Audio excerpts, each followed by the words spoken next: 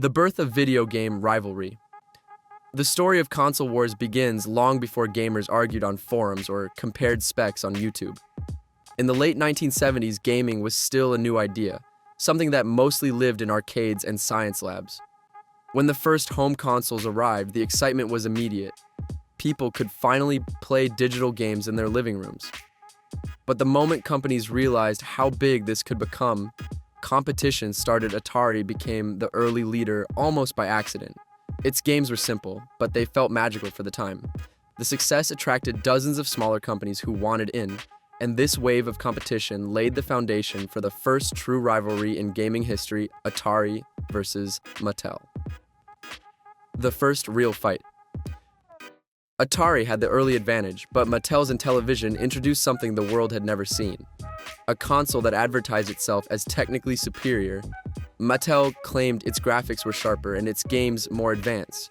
They even made commercials where they compared Atari games directly to Intellivision games, pointing out every flaw and difference. Atari answered with its own promotions, highlighting its larger library and strong arcade partnerships. This back and forth shaped the idea of console wars. It was no longer about simply buying a game system. It became a statement. Kids were loyal to their side, and parents quickly realized they were stepping into a heated rivalry.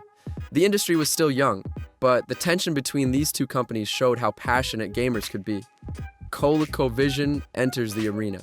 Just when the fight seemed balanced, ColecoVision crashed the party with a system that shocked the industry.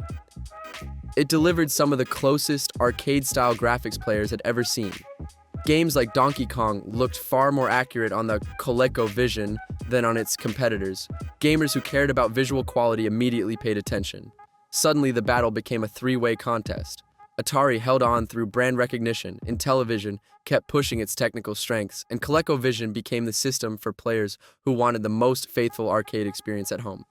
But the entire market was fragile. Oversaturation and low-quality games led to the massive video game crash of 1983.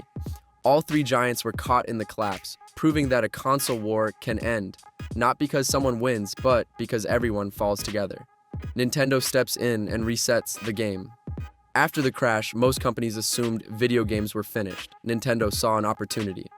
With the NES, it rebuilt the entire industry from the ground up. The system was reliable, polished, and protected by strict rules that prevented cheap titles from flooding the market. Nintendo's approach restored trust. Developers were motivated to create better games, and players were excited again. Nintendo also introduced characters that would become legends: Mario, Link, Samus. The NES wasn't just a console, it was a turning point. The world rediscovered gaming through Nintendo, and this reset allowed new forms of competition to rise later. For the moment, though, Nintendo was the uncontested champion. Sega challenges a giant. Sega refused to let Nintendo have the spotlight alone. When the Sega Genesis released, it signaled a different approach. Sega didn't try to be family-friendly. It aimed at older kids and teens who wanted something faster and edgier. Sonic the Hedgehog became the perfect symbol of this attitude. Ads emphasized speed and attitude, calling out Nintendo in bold ways. Sega pushed the idea that it was the cooler choice, the console for gamers who didn't want something innocent or cute. This forced Nintendo to rethink its image and strategy. Without Sega, Nintendo might have stayed comfortable. But this rivalry made both companies smarter and more creative. The Super Nintendo versus Genesis Showdown. The battle between the SNES and Genesis became one of the most iconic console wars ever. The SNES had better color depth, more detailed graphics, and richer sound. Sega had faster processing and flashier marketing. This created two very different gaming identities. Schools, playgrounds, and arcades became unofficial battlegrounds where kids argued about which system was superior. Magazines compared the same games running on both consoles. Developers released exclusive titles to lock in fan loyalty. The competition pushed genres to evolve, especially fighting games, action platformers, and RPGs. It was a golden era for gaming, powered entirely by rivalry. Sony arrives and turns the industry upside down. Just when people thought the Nintendo versus Sega rivalry would last forever, Sony entered the market with a plan that shocked everyone. The PlayStation embraced CD technology, which allowed for bigger storage, full motion video, and more cinematic experiences. Developers who felt limited by Nintendo's cartridge rules quickly shifted to Sony. The PlayStation attracted a more mature audience, introducing deeper stories and more complex worlds. It also built strong relationships with third-party developers, something Sega and Nintendo struggled to maintain. Almost overnight, Sony became the new center of gaming. This wasn't just another competitor, it was a shift in the entire structure of the industry. PlayStation versus Nintendo 64, power versus library. The N64 was a powerful system built for a new age of 3D gaming, but it also held onto cartridges, which limited the size and cost of games. Meanwhile, the PlayStation offered cheaper production, bigger worlds, and massive third-party support. Developers focused on PlayStation because it was easier and more profitable. The result was a massive difference in libraries. Nintendo delivered masterpieces like Mario 64, Ocarina of Time, and GoldenEye. But the PlayStation delivered hundreds of games across every genre imaginable. This console war shaped the next 2 decades of the industry because it proved something important. Games matters more than hardware alone. Microsoft joins the battle. When Microsoft launched the Xbox, many people doubted it would survive, but the company had something unique. It brought a PC-like architecture to consoles, making games easier to develop and more powerful. At the same time, Xbox Live also introduced a smooth, stable online service that changed how people played together. And then came Halo, a franchise that defined the console's identity and made Xbox a serious contender.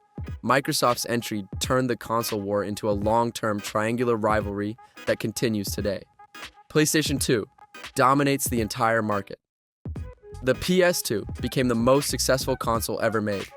Its DVD player made it affordable for families, its library exploded into thousands of titles, and it secured support from developers across the world. Microsoft was still growing, and Nintendo was exploring new ideas, but the PS2 stood tall with an overwhelming lead. This generation didn't feel like a war. It felt like watching a giant control the entire field, while others tried to catch up. Its influence is still felt today in how companies build and market their systems. Xbox 360 versus PlayStation 3, a war of features. This generation brought one of the closest and most heated battles. The Xbox 360 launched earlier, had a stronger online network, and supported developers with better tools. The PS3 arrived with more powerful hardware, but a higher price, giving Microsoft an early advantage. However, Sony pushed back with major exclusives, improved systems, and years of updates. The war shifted constantly. Xbox led in online features, while PlayStation led in prestige titles. By the end, both consoles had strong reputations. It was one of the few generations where no competitor felt like a clear victor. Nintendo takes a different direction. Nintendo realized it didn't need to fight Sony and Microsoft on raw power. Instead, it embraced creativity and accessibility. The Wii introduced motion controls in a way that appealed to families, kids, seniors, and people who had never played games before. It turned the living room into a place where everyone could participate. This strategy proved that innovation is just as important as power. Nintendo didn't win the power race. It won something bigger: cultural impact. Even people who never considered themselves gamers recognized the Wii. The modern era: PlayStation 4, Xbox One, and Switch. The modern era brought a new kind of war. Instead of trying to beat each other in hardware sales alone, the big companies focused on building ecosystems. PlayStation doubled down on story-driven exclusives that felt like interactive movies.